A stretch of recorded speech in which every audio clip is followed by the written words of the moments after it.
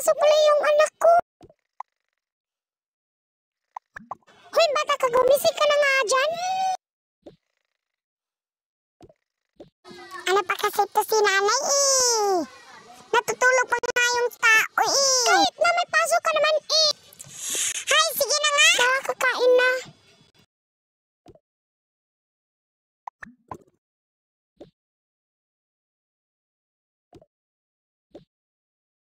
O siya, upo ka na.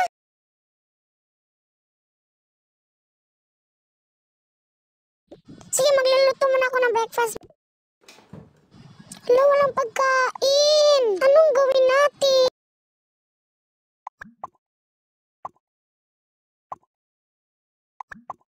Ano kayang ulam ko? Siyempre masarap. Ha? Ano? Walang pagkain? Anong gawin natin, anak? Pumasok ka na lang walang kain. Ay, sige. Papasok na ako walang kain. Ano gusto mo, ha?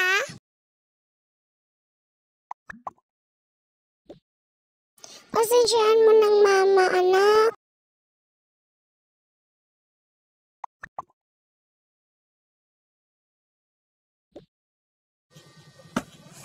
Ano ba to si Inay? Hindi naman magkipagkain. Ayoko na nga papasok.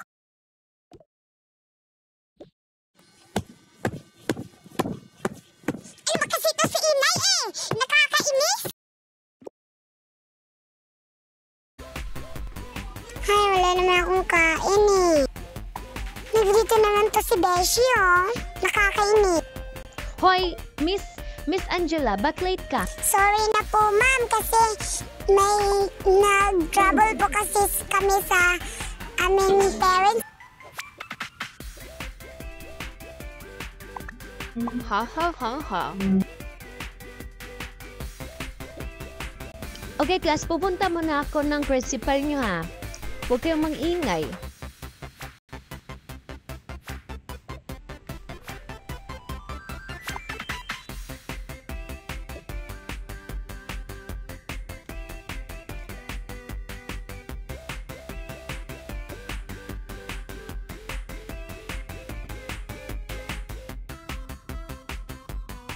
Ha. Sobrang poor mo naman. Beshi, nakakainis ka na. Nakapagtatlo ka na. Sobrang inis mo na, ayaw ko na sa'yo, bitch. Ikipag mo naman ako sinaktan, Beshi, pero ayaw ko na rin sa'yo. Ngayon, naiinis na ako sa'yo. At pagmumukha mo, ha. Wala naman aware there. Sobrang pangit mo naman, shit. Good morning po, Sir Principal.